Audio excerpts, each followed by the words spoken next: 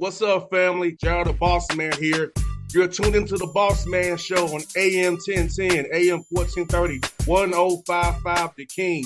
Let the King out at 105theking.com and the Bossman Show at bossmanshow.com. Hit me up on Instagram, The Bossman Show, Twitter at Bossman Show, and Facebook, Bossman Show. It's the Bossman on your radio. Listen to the Bossman Show with your host, JR, Saturdays at 9 a.m. right here on AM 1010, The King.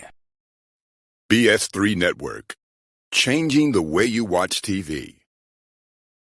Yes, BS3 Network, changing the way you watch TV, covering content and hot topics from A to Z, sports, music, society and culture, movie reviews, you name it, we have it. Check it out on bs3network.com or check us out on Roku, BS3 TV on Roku, as well as check out your favorite podcast on all podcast platforms or Spreaker.com/BS3 Network. You are now tuned to BS3 Network.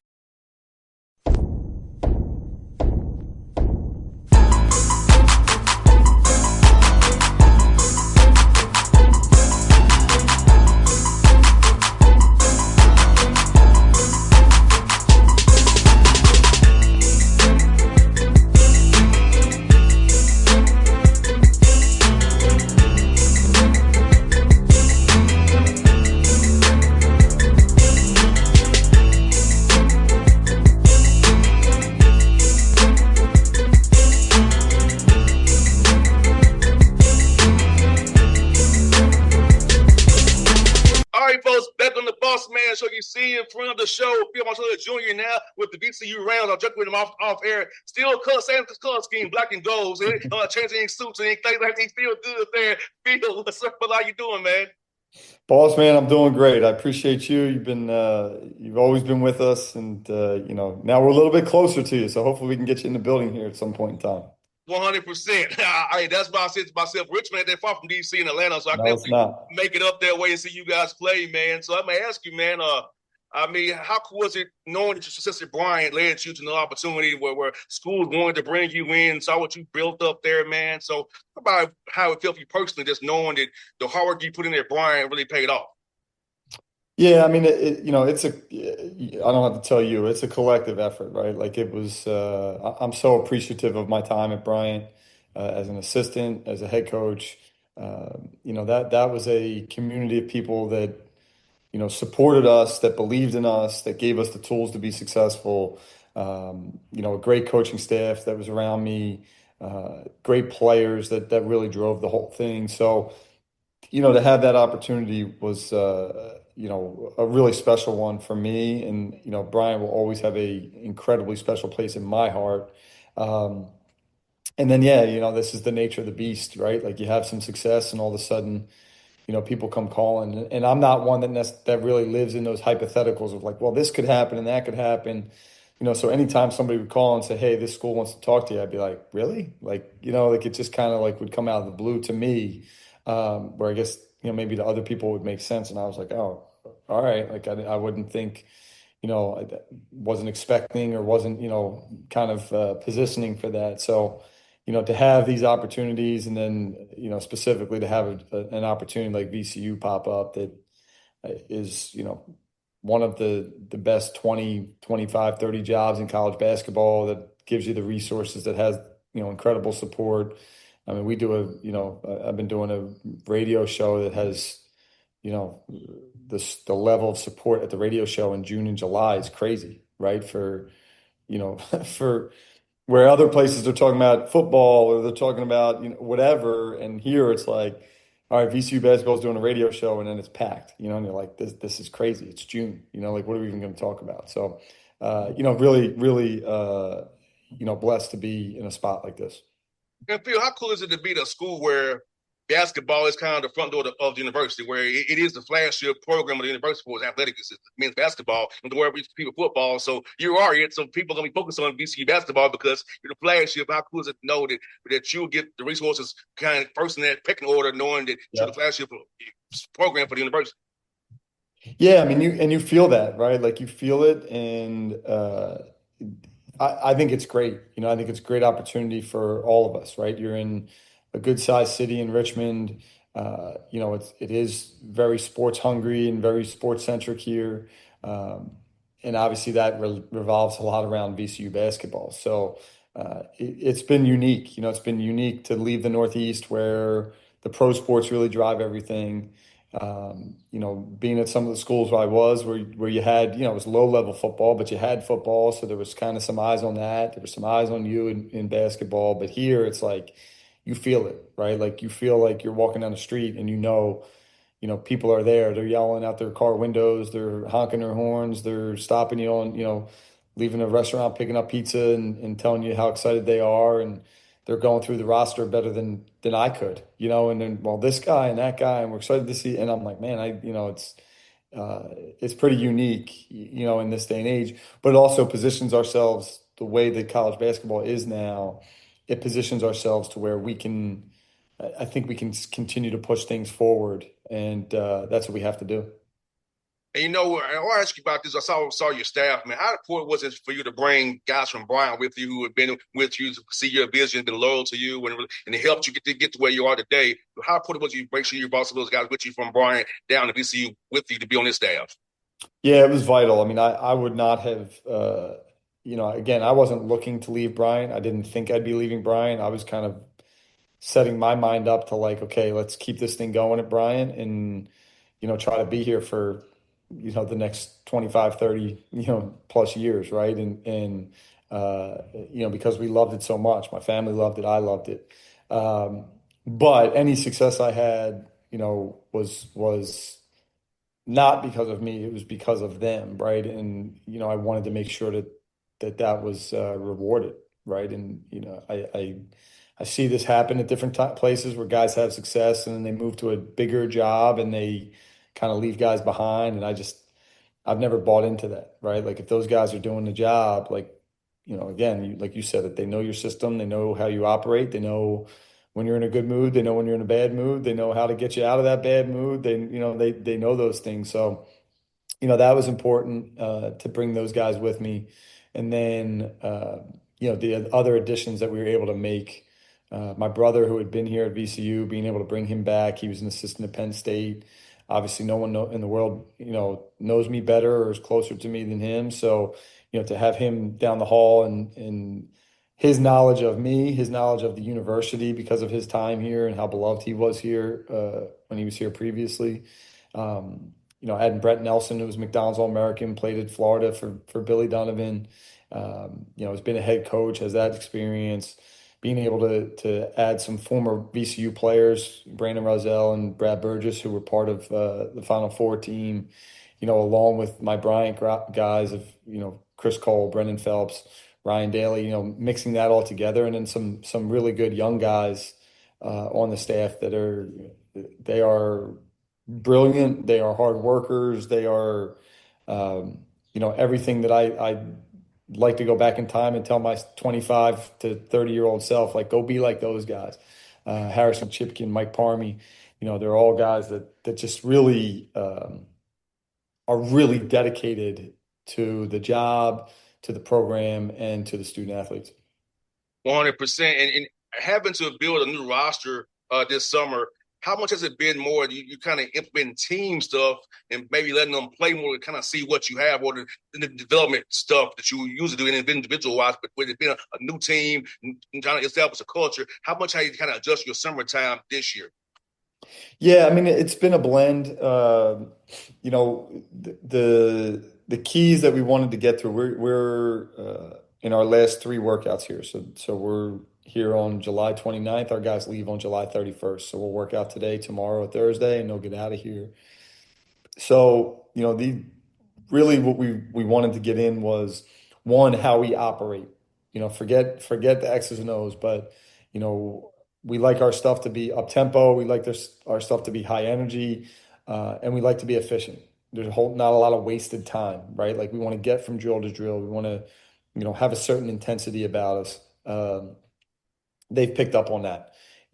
Player development and competition are the two. They're back over my left shoulder here in the facility on the wall, those are two big words on our wall: develop and compete. And I think they've done that. They've figured out the player development system that we have in place, which is really good. And again, I talked about the staff, the group that we have. I put them up against anybody, college or pro, with this group, with the amount that they love to be in the gym, the knowledge that they have, the way that they're able to explain things in a certain way to make it easy for guys to pick up. And then the competition piece, like we do that every day. So, the things that we've done playing one-on-one, through our first couple workouts, our first couple weeks, and just building that competitive piece, and then playing a bunch of 5-on-5 here of late, throwing some minor things, nothing crazy in yet, but just kind of throwing some different ideas at them. We like to play fast and we like to play off of reads. So getting them understanding like how we play in the full court, how to make decisions in the full court. And then when we get in the half court, to play off of reads, right? So what's the defense giving us? What are we taking advantage of? And just play off of that. And I've been very pleased with the group. They pick things up pretty quick. It's also it's been a little bit of a challenge for me because I'm like, all right, I don't want to do too much, and making sure that we are not overloading them right now with stuff that we're going to just have to redo in 3 weeks anyway. No doubt. And Phil, talk about this, man. Being at VCU, man, the resources you have for nutrition wise, strength coach wise, and just giving the guys education on how to prepare for a long year. And you all play fast. So playing fast, you could be even in higher shape than usual. You got to be in Olympic shape almost to play for you. So talk about getting to understand that piece of it, knowing how you all play and what kind of shape that requires to play the way that you want to play. Yeah, and that's where we are very fortunate. Our strength coach Daniel Roos, our athletic trainer Josh Wall, those guys are in the building. They are, their offices, the weight room, the training room are right off our practice court. And they're just us. So it's not okay. Well, I need to talk to Roos about tomorrow's plan, but he's got field hockey right now, right? And that's what happens at a lot of places. Here, he is men's basketball. Josh is just men's basketball. So, those guys are available basically 24/7 for our guys, for me as a resource. And we've had a number of meetings and discussions and blending all of our stuff together, right? So that it's not, we're doing one thing in the weight room to prepare for a certain style, but then we get on the court and we're playing a totally different style. And that's where having these guys who are of the highest level, I mean, we're very fortunate. Both of those guys, have been lured by bigger schools, and they turn it down because they love VCU and they know what that means, and being part of that. So, to keep those guys around, to have them kind of bridge the gaps from staff to staff, from generation to generation, has been huge. And their knowledge of just, when I say to them, okay, this is what I'm thinking, tell me where I'm wrong, tell me where I'm right, tell me what we need to adjust, and being able to have those conversations and that relationship with them is just awesome. No doubt, man, and it's good to have synergy from all facets of the staff, from the top down, man. That's so great to have. And I want to ask you about how cool is it being in a school city with Richmond, with Chris Mooney done a hell of a job up the road from you in A10, competing against that. How cool is it to have a in-city rival like that, man, which you can compete with? Yeah, no doubt. And Chris is a Philly guy. We both played in the Philadelphia Catholic League. His career was a little better than mine for sure. But he's somebody that I have the utmost respect for. Outstanding coach, has had success everywhere he's been. It's not a surprise that he has. Really smart guy. It's amazing to think how long he's been there. When we were at league meetings and we kind of start talking about that, and like, man, he's been there so long. But yeah, I mean, you can feel the rivalry, and it's funny because it's just cool to be in a place like this because my son Philip, my oldest, he came to shadow, figuring out he'll be a sophomore in high school, so where he's going to go to school. So he shadows at one school, he shadows at another. Well, the one school he shadowed with, where he's going, he shadowed with Chris's son, who's also going to be a sophomore.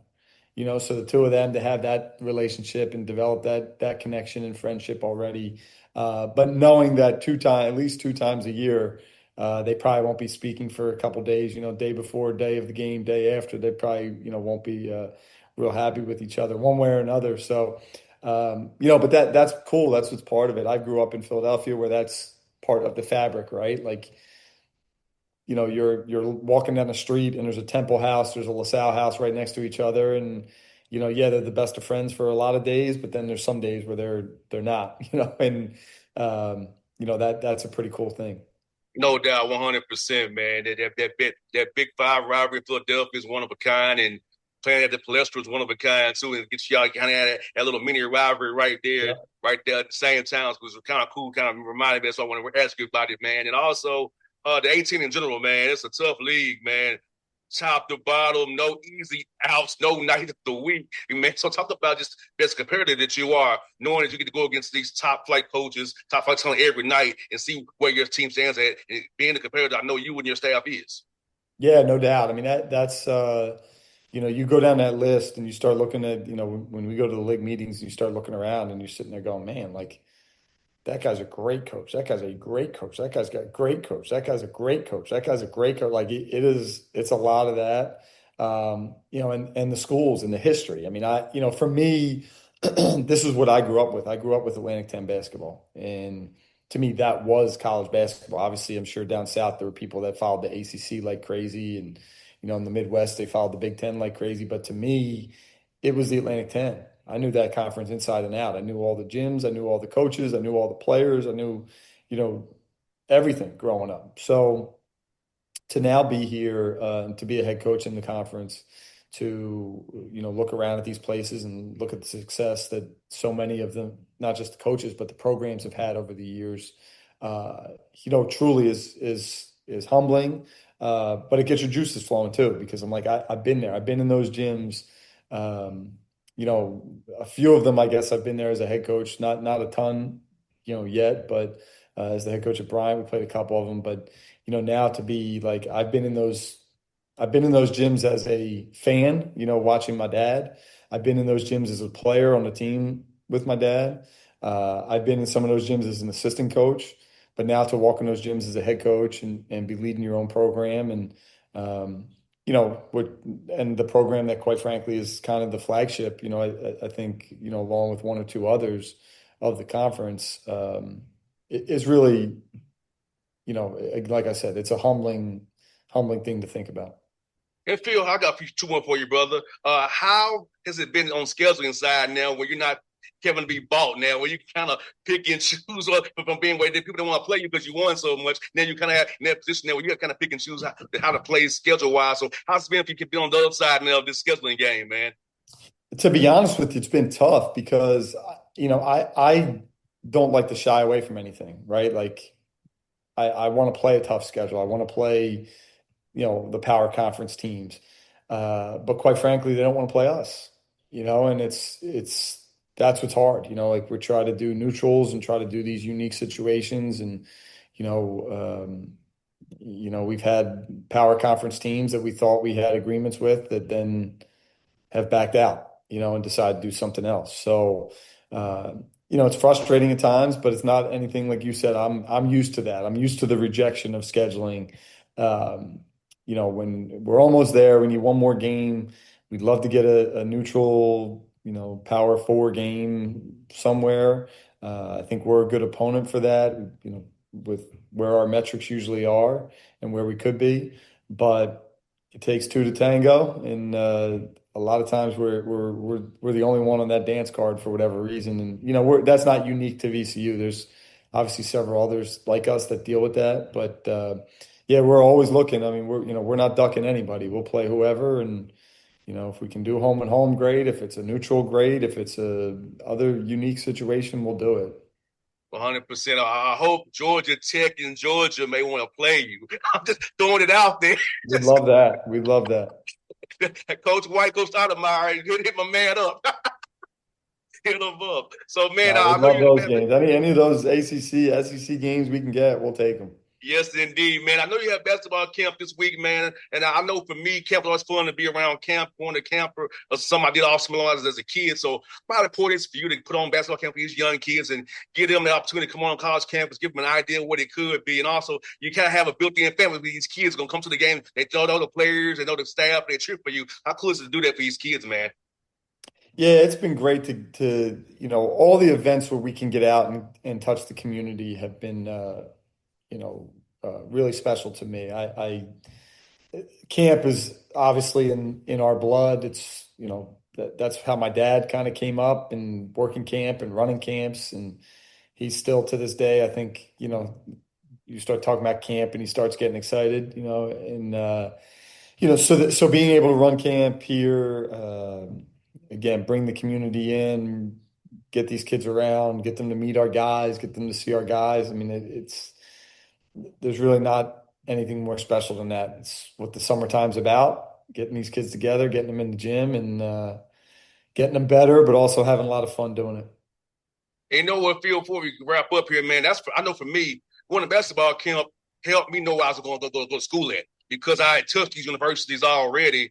I kind of knew where I wanted to go, but it was also it's just a case what they want me to. So for me, as a kid going to these different camps I went to, it made my recruitment easy because I knew where I kind of wanted to go based on, as a kid, experiences I had at those camps, on them campuses as a kid. So I'm a living proof of it as well. Camp is very important to No, it certainly the is. process. It certainly is. There's some people that dread camp.